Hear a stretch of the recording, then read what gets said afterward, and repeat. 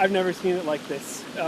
We sort of roll our eyes when they say, you got to be prepared for the 100-year flood, but here we are.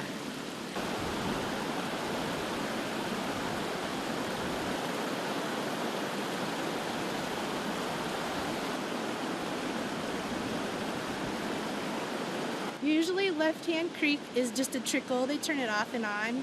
You can wade across it, have fun in it. And now, as you can see, it's hitting houses. It's knocked down a back fence.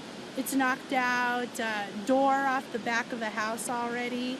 It's really, one of our neighbors said you don't see stuff like this, but maybe every 25 years.